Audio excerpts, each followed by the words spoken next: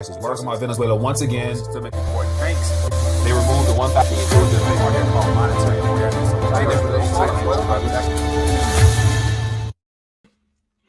RTD News update. Checking in midday. Hope everyone's doing well. A couple articles worth bringing to your attention, shining more light on the mainstream narrative and how everything we're being told is not the truth in its entirety. So you have to filter through the noise to weed out lies to be able to get to the truth in some form or fashion. But anyway, hope everyone's doing well.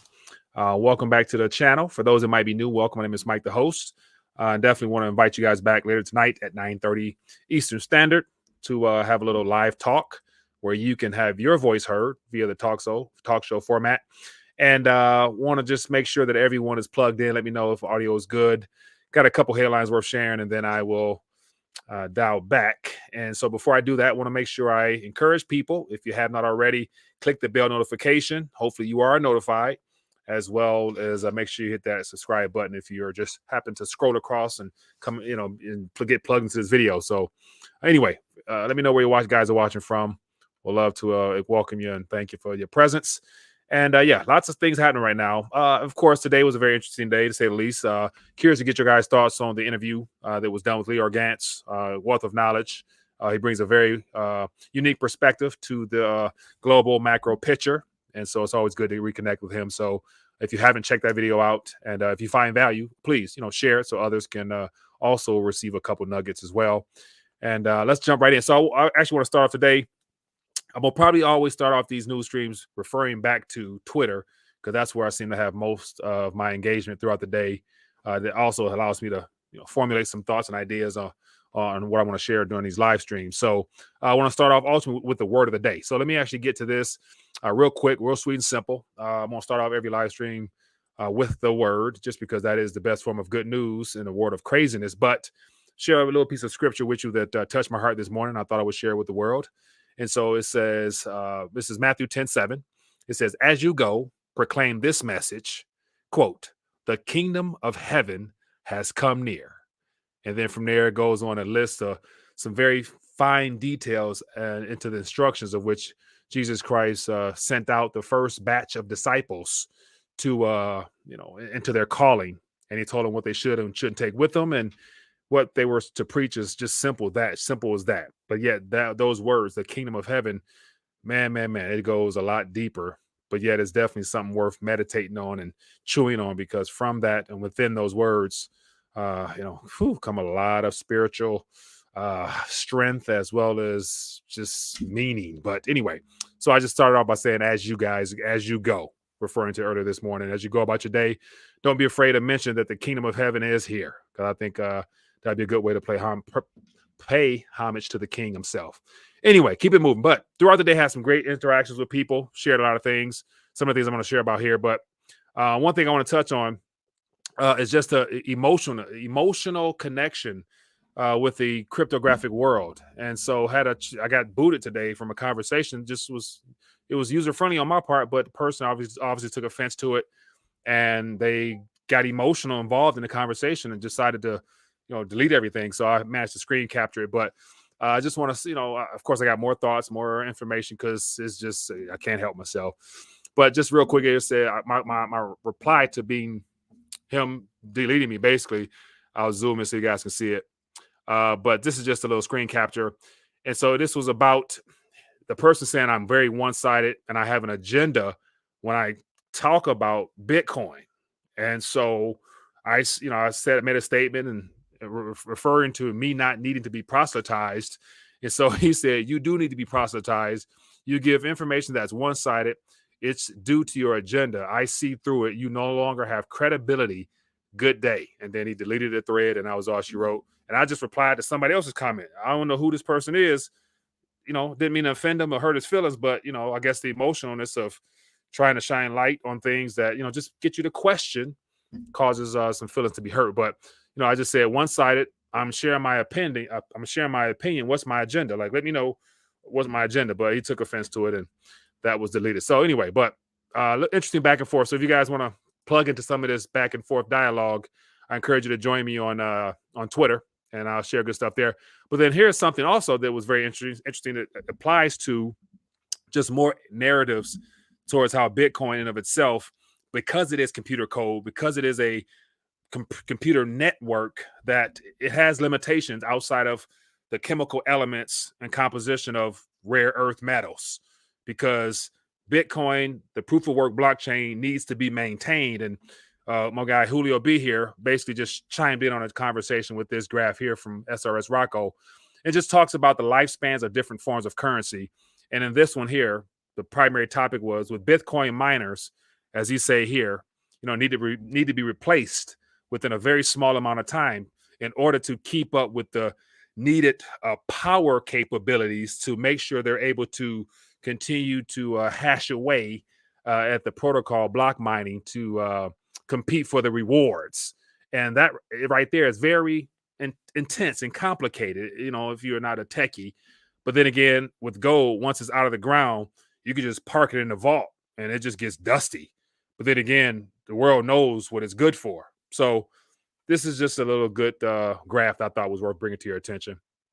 Anyway, don't want to be too long on all this stuff here. I just want to share with you what's going on. But if you guys are interested, definitely connect with me on Twitter, and you can get plugged into when I have these back and forth, just because I enjoy them. They're entertaining. Anyway, hope everyone's doing well. Let's jump right into some news. So lots of things happening today. And of course, I got some thoughts on everything. So let me just jump right into the primary one. Put it on the screen here. I led off with this one for the title. Bank of Canada warns of heightened cyber attack risk amid the skirmish in Ukraine. And so, it's one thing to be lied to, but it's one thing to have the entire narrative of a story completely doctored and altered and fabricated and been given to the world as truth, and you not be able to question it. So to me, and of course on the alternative media side of things, we've been talking about the other side of the story as best as we understand it. And the other side of the story is that the cyber attack threat, the cyber attack narrative was given to us last year before the Ukraine situation jumped off. So how are they able to narrow it down so much to a fine tune to where they can actually point to the single cause of something that hasn't even happened yet? And that's how you know that this is real world, disinformation, misinformation, lies, whatever you want to call it, because the mainstream news stories can run with this and it be spoken like it's truth. But we all know that whatever is planned, it has nothing to do with the original perpetrators of the crime, because I'd assume it's going to happen to everybody, because it's all a part of the system and the idea of resetting it and rebooting the system and them needing an ultimate cover up, which of course, what better ultimate cover up for a computerized world other than a cyber event? And that's another thing where it's like, the world's transitioning towards digital exclusively.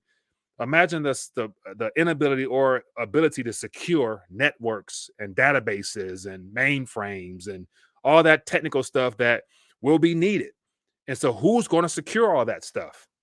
And that's where, you got to put your trust and confidence in entities that are in collaboration with, a lot of partners and organizations that happen to be in Davos neck of the woods. So anyway, just, it's things that make you wonder. But for my Canadian buddies and brothers and sisters, I would just let you know what, news story, what your government's telling the news source as if like it's already happened already.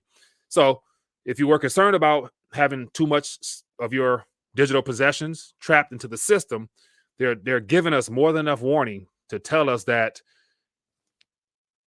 any minute now there could be an event, and at that point there's no turning back. There's no saying, oops, let me go try to remove, take out, spin, do whatever.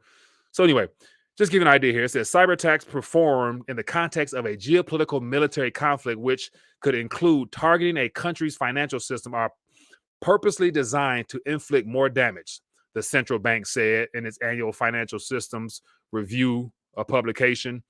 And so what better distraction, what better excuse, what better way to paint a narrative other than to use a deliberately started event i.e., military conflict, to use it to cover up everything. You got the Putin price hike, you got Putin cyber attacks, you got, you name anything. Like, during Trump, it was what is it, Russia Gate, and just like, man, like, it's the good guy, bad guy, and they're all on the same team type of narrative. But anyway, so just something to be on the lookout for. Any minute now, something's possible. But then again, it's going to be whatever the cyber attack will be. It's going to be on the financial system primarily, and maybe the energy, but it won't be on the entire internet, because they need an internet for all this decentralized and centralized crypto CBDC stuff, because they need us to have access to it. So that means the internet has to stay up to some extent. But websites and things like that nature that pose a threat might be, DDoS attacked. Anyway, keeping it moving. Let me see here. So here is something. Well, I was going to try to bring it to you, but as you guys see the headlines here, oil prices could go parabolic, putting global economy in critical situation, says whoever this person is. So once again, just nothing but doom and gloom coming from the mainstream, but it's intentional, because that's what they're trying to execute. It's a plan. Like it's a plan that they're trying to execute. Here's something that's really shouldn't be too surprising, because as I mentioned before, we have one of the most important things that we're all experiencing is a governance crisis, because our governments have failed their people flat out. Like, there's no way around it. Our governments, they are not doing a good job whatsoever of governing, especially when they abdicated power to the central bank, decades ago. But then again, now they're turning over the keys of our political structure, our laws, and everything else into the hands of a select group of non-elected officials and non-elected businessmen that has a much more sinister and demonic plan for humanity. And a lot of people in DC seem to really talk about it much. Anyway, but America's trust in the government near historic lows. Is anybody surprised is the question. I'm sure you're not. And so here it says, Uncle Sam isn't a trustworthy dude. He was in 1964. When Americans gave the government, he symbolizes a positive rating of 77%. So since basically what they're saying is, Pew Research is saying that since 1964, confidence has never been this low. And this is what it looks like. So on the screen here, you guys can see how bad it really is. And it's been lower. I would say after the .com crash and when QE started, it was down to, looks like maybe about 15%, however they measure this. But then again, here we go, 1964. Excuse me, it was when it was its highest. Now, what does this graph remind you guys of? How about this? Where, like, so starting from 67-ish, like right around here, in between these two, in between LBJ and JFK time frame-ish, and then right on down from there. Everybody after that just basically gave the keys to our country over to the bankers, and here we are now to the very last presidency, in my opinion. And it's just interesting how all the graphs are starting to look alike, straight downhill. But anyway, low public trust in federal government has persisted for nearly 2 decades. So however they measure it, this is the outcome. And outside of talking about the symptoms that we're experiencing, which happens to be inflation, which is ultimately the debasement of the currency. What else we got? What other, we got interest rates, the Fed's debacle. We got the bond market implosion. We got stocks that are well overpriced, but then that's because of the banks. And so we got all these problems, and those are just the financial and the monetary side. But the most important out of that is a category we don't really talk about too often, which happens to be the political structure. Like, we have, and that's where, like, I think the angle which I'm trying to figure out how to take is different from everybody else, because all the financial economists and macro people talk about the symptoms, fix the money. And how can you fix the money without first fixing the core root of the problem, which is the ones who sets the laws of the land that allow the institutions to have free reign with the creation of digits and credits and all the products that they spin off to humanity. So until our government is restructured or the governance model is changed, which it will not change in this life, and that's why it's more important than ever to understand the differences in governance models, because it is possible, I believe, to live in this world but yet still have peace. But the peace doesn't come from this world. It comes from your faith in a much higher power. In reference to what I was talking about when I started off today, just sharing my 2 cents on the kingdom of God.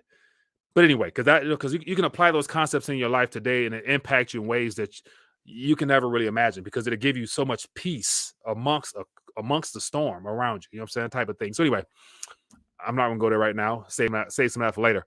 But anyway, keep it moving. Let's keep going. A couple more headlines here. It looks like there are a lot of market concerns. I haven't even been following the equity market as much, knowing that it's artificial anyway, so it can only go two ways, up or down. And if the federal central banks are not continuously easing, the probability of it going up is not likely. So it has to come down. So it just matter how fast, how slow. And so me and Lee are in a video released earlier, got into details about that. But it says stocks extend slide as Wall Street gears up for inflation data. So come tomorrow, we're going to get some figures. No matter what, they're fake. So it's like, it's more so how will the market respond to the fake numbers given to it. And no matter what, it's not going to be good news. Like, it's not like, we're going to get more purchasing power after the number comes down tomorrow or if it goes up tomorrow. No matter what, we're already on the losing side because of this. So like, it's nothing but, wealth confiscation in the end. But anyway, just more of what's going on here. So let me see what actually I was looking at this chart here just to look at the indices for whatever it's worth. And we can see just within the last 5 days, we're -2, -2.5, -3%. So been trending down for the last 5 days. And for the last month, depending on which one you're looking at, not good. But then just look at how all the artificial currency creation throughout the last several decades. Look at where it's gone. The Dow Jones has gone up 22,000%. And what is this here? GSP, what do we got here? SP 500 has gone up. What is this? What does it say here? That is, which one is that? That is, 11,000. So ish, give or take. So point in case is, it's all because of currency creation. And as it comes to an end, stock markets can't remain up high.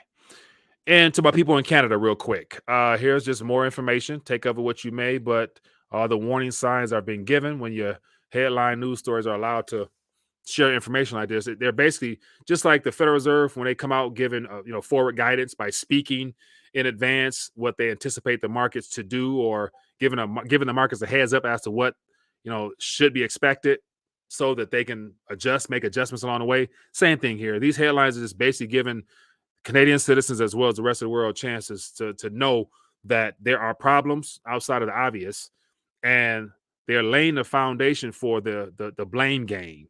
Because if the bank has its cyber attack, like they just told us, they already know. They already laid the seeds as to who the primary enemy is, and it's just going to give them ammunition and the support of the people so that they can now come up with a solution. And of course, the solution will be, some type of war or whatever. But anyway, Bank of Canada sees housing market slowdown as healthy. Not quite sure how, because Canada, I think, to my knowledge, has one of the second or third most inflated housing markets ever.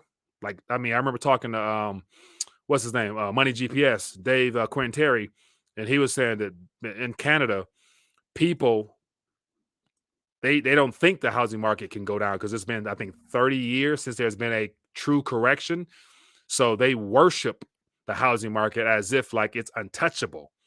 And so to see that the air is starting to seep out the bubble, and the Bank of Canada admit it, let us know that their fall will be probably a lot worse than what's here in America, because we've been able to cool off some during our little housing corrections. But ultimately speaking, Canada might have it worse. And then, of course, Australia is even worse. So nothing good there. And then here's something I want to touch on as well, because this plays more into my whole skepticism behind the digital transformation we're in. Jay-Z and Jack Dorsey to fund the Bitcoin Academy. The Bitcoin Academy to provide financial education for Marcy Houses residents. And so financial education. already, because it's built on teaching people about cryptographic tokens, it's already lopsided, it's already skewed, it's already biased, because it's good to say they're going to give a small pinch of the history of money, but they won't give its entirety, and they're going to downplay the role of precious metals throughout its entire 5,000 plus year history as, the primary source of money, and also the central bank's preferred method of wealth storage.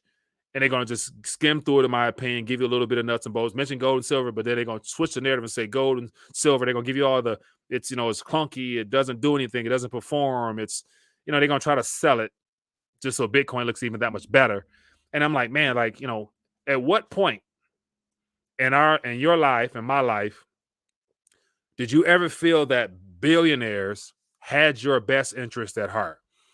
Like these two guys here, and I don't want to sit up here and say that their intentions may be well to actually educate the financially illiterate or monetary illiterate, but then again, it's just like, why now? Like, why now? And this would not be the case had it not been for the introduction of this technology. At the same time, we have the private sector and the alleged public sector all headed in the same way. We got the governments excited about cryptographic coins of their own making. We got the free market apparently excited about the cryptographic coins as well, all taking us in a digital direction. At the same time, we were supposed to be here all along. Like, money and currency is the primary subject matter in every country around the world.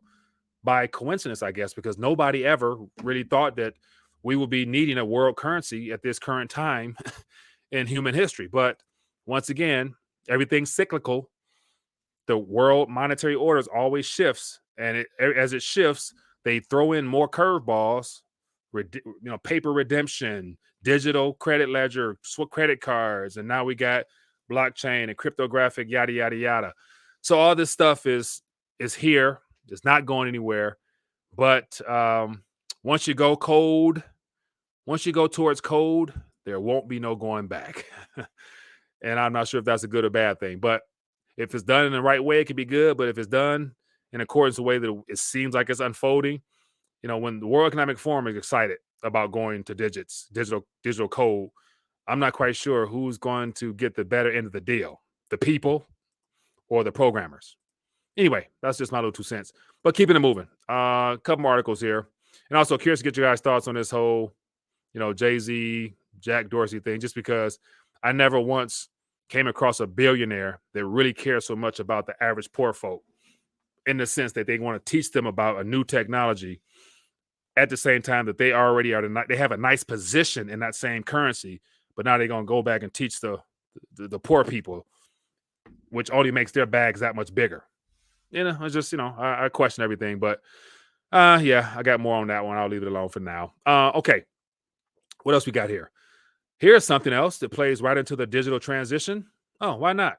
Mastercard launches a Smile to Pay system amid privacy concerns. So not only has the push to disrupt the banking sector and the payment networks, I guess it's failed or it's been successful, because they're now using the technology that was sold to the masses as being liberating and decentralized and, all that other stuff. We got so many key buzzwords, hard money, and so many key buzzwords they love to use. But it looks like this same type of technology, more centralized, more concentrated into the hands of a small few. That's how they want to sell you big. But then again, at the end, big money always seems to have the final say so. But, not only, and this is where tech is it's already here. It's not going nowhere. I know that. So I'm not like trying to fight and trying to, have people, oh no, don't use crypto. No, it's your life. You know what I'm saying? Like, everybody got a smartphone right now. You're probably watching. You unlock your phone by looking at it. So what's the big difference? Would you be willing to also pay by unlocking your phone? And so it's already in everybody's hands. But like the video I did last night, where we're told in advance where we're going to be by 2030. So here's another question to put out there, just for fun. If we're told by 2030 that the current smartphone structure will be no longer, that the user interface will actually be your physical body, at that point, how will you spend the Bitcoin? Because if having a phone will be not cool, or if your cell phone, if the old cell phones no longer support 5G or 4G service and you have to use only 6G, which is a part of the plans, then how will you interact with the transactions of payments? You know what I'm saying? Like, you still can use your phone, I'm sure, but that's gonna be outdated. So you're gonna have to find some new method of payment. And how convenient is it that the body is being mentioned as a tool that can be used for payment? And this Mastercard launches a Smile to Pay. That's a biometric. That's your face. It's like, man, like, how much closer will technology get to the body to where people realize that all this technology is designed to make it so that your body becomes the currency? It's just yeah, I mean, but I know, some people say I'm crazy, but the people who really feel me know what I'm talking about. And then on the last little article here, more good guy, bad guy. So the BIS, Bank of International Settlements, calls for centralization of crypto, predicts rise of CBDCs. So here you got the bankers of bankers coming out playing hardball, saying that cryptos are not good for us. We need to do away with them and just focus on CBDCs. But then you got the free market, you got the community of individuals that's been infiltrated by big money players, the billionaires, the Jack Dorseys, the Jay-Z's, those who they're in the know. They're part of a much smaller club than we are. They're also pushing back now. So you got the banks pushing one way, you got the billionaires that care about the people so much pushing one way, and behind it all, guess who's behind it all? The same people who control the monetary system now. Like, Jack Dorsey and Jay-Z, they pushing their point of view. Their bag's going to get bigger and stronger. Their power and influence grows. The Bank of International Settlements pushing back. We don't want CBDC, or we don't want crypto. We want CBDCs. And everybody's pushing. Who's in the middle? 7.9 billion people's in the middle. Yeah, digital pawns. That's what I call us. Digital pawns. If we fall for the banana in the tailpipe. But then again, part of the argument I had earlier, not argument, the discussion I had earlier on Telegraph, on Twitter rather, was, there's a place for both in your portfolio. I can agree with that. And once again, I'm not anti-crypto, but I am anti-proselytization and evangelical movements of the emotion behind, telling people that only Bitcoin, only crypto can save you, when I'm like, it's not saving you from anything because it's publicly visible surveillance coin. So anything that's publicly visible on a ledger that I can see and the forensic companies can see, I'm not going to promote stuff like that. I'm more the guy that I will prefer to just reference the different technologies that's available. But then again, if you want to get closer to gold, you might want to do something that you can take possession of, and you could sink it at the bottom of the ocean and write a map for your grandkids 50 years from now and tell them where to go get it at. And probability is still be there if you do it right. Whereas in Bitcoin on a ledger somewhere, it's good to say quantum computing, which clearly, in my opinion, is already ready to go, will definitely cause some major issues with, the consensus model of Bitcoin. Because believe me, when it's time to make the necessary upgrades, because banks' influence will be so strong in that tech, it's not going to be a mutually exclusive agreement. So you're going to have an ultimate consensus war coming. I'm telling you, people don't want to, I don't know why people don't listen to me on this one, but the consensus war is coming. Like, can you smell it? Like, Ethereum has got the heads up. The bankers already, it's the banker's coin. Ethereum is the banker's coin. They've already getting ready to move to proof of stake. And so, because they know what they're about to start, and they're going to blame, it's going to be the, too much power, too much consumption of energy, all that crap. True or false, it don't matter. It's all about who controls the narrative and who's funding it. And right now, there's more billionaires excited about Bitcoin than there are poor folks. And the billionaires are trying to convince the poor folk that's where you want to be. You want to be where we've already dominated that sector, and they're doing it on some, it provides freedom, it provides choice. Yeah, okay, sure. Anyway, I think I got me like a little good angle to take because of the emotions behind people wanting to see Bitcoin be the primary medium of exchange over anything else. And that's going to always give me a point to want to, share my 2 cents on. So, all right, let's keep it going. So what do we got here? 30-minute mark. So I don't want to be too long, but I just thought I would check in, and let me actually end with this. And as always, for those that want to let their voice be heard, I invite you to come back and we can chit chat some more. But let me leave you with this here.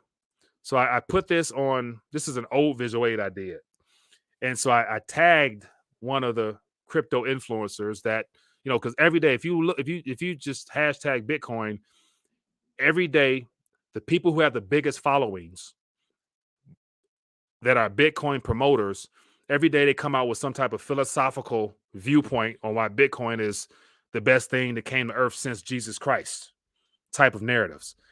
And regardless of any type of flaws, I guess Bitcoin has no flaws because it's perfect money, as I hear people say. I'm like, according to this chart I put together a while ago, in the very center, you can see some orange marks. And those orange marks, to me, mean a world of difference when it comes to living in the real world rather than transitioning to a digital representation of a world and settling for not addressing those errors. And outside of, my man earlier who I talked about, who mentioned the whole mining and the miners, as the algorithm hash rate becomes more difficult, like it's going to consume that much more power. Therefore, the mining rigs, and they already are heavily concentrated to the hands of a small few companies. And that is a point of failure because if government regulations change or those Chinese companies are told to stop making those products, then it's going to be a scramble for more rigs and more power. It's just, just too many points. So too many points of failure, man. But another one is acceptability. And so number 5 here, so right now $1 piece of paper is acceptable pretty much anywhere without argument. You can then scan and see if it's real. If it's fake, it's illegal. You go to jail. With a Bitcoin, it's on a little bit different because we've gotten away from the narrative of how all Bitcoins down to the very 0.0000001 of a Satoshi is not the same as the next one over. And that's the whole idea that if your coin of any kind, if it's a publicly visible blockchain, if any of your coins has been linked to or subject to question by the authorities, by the regulators, your whole batch of coins can be null and void. Meaning you put a tainted coin into an exchange trying to redeem it for something, your whole lot will get frozen. And then it's on the burden of proof is on you to prove how that 0.001 of a Satoshi, originated from wherever you got it from. So that is a major issue because that's an argument that governments can use. They can say, and you wouldn't even know more than likely, because unless you buy it from exchanges, which means it's already tagged, because they know it came from you because you KYC, AMA, all that stuff like that. So they know it's yours. So if you sell it, send it, spend it, it's publicly visible ledger. So it always is traced back to you. So what about if you happen to get a discounted Satoshi from a friend who was just in good intentions, wanting to do a transaction with you? You gave him something of importance. He gave you some Satoshis back. That small batch of Satoshis, you didn't get it. You didn't run it by chain analytics or elliptics forensic company to make sure it was clean. And you then take that little bit and you put it in your wallet, your cold storage wallet. Your whole wallet is tainted now. And that's factual. That's 100% factual. So anyway, but let me see here. So I guess it don't matter. Because at the end of the day, majority of people, I think, and this is just me ranting, I'm just having fun right now. Majority of people at this current moment who are new to this industry, they've heard about it. They've seen how the world is excited about it. And now it's become something that they are also hopeful in, that they'll be a part of the next rally to where they'll be able to double, triple, quadruple, quintex, whatever. They've already invested in that unit. But then again, it's like, it's going to go to the moon because it's denominated in a currency that's dying, like I always say. So that right there, it's a win-win. But then again, by the time people realize what world we're living in, as far as all this digital stuff I'm talking about, then you're gonna ask yourself, what can you do with it? Because it's gonna be hard, man, to live in a digital world, still want to dip and dabble in the physical and in the digital, and there not be some consequences of some kind. Just my opinion. But anyway, come back tonight, 9:30 p.m. Let's talk more. Bring your thoughts, ideas, and of course, once again, I don't have to be right. I could be 100% wrong, but I want to have this type of back and forth so people can get another side of the table, get another side of the coin. Just don't. It's not all peaches and cream, people. There's not just pros. There has to be some cons to anything, and let's talk about that. Let's have some real talk. Anyway, be blessed, be safe. I see some XRP out there. Feel free to bring some thoughts to the table, and we can go from there. But anyway, be blessed, be safe. If you guys found any value in any of this information here, share it. Hit that thumbs up button, and then also take this video, share it, tag your favorite crypto people, and let them prove me wrong. So anyway, be blessed, be safe. See you guys later. Peace. The next recession. Recession will be a recession. We're going to hit a recession. The date of the next recession. A U.S.-only recession typically lasts 8 to 10 months. A crash is coming. Now, whether it's 6 months from now, 12 months, 36 months, no one knows. If you have the right plan to set up, you can make a lot of money from this.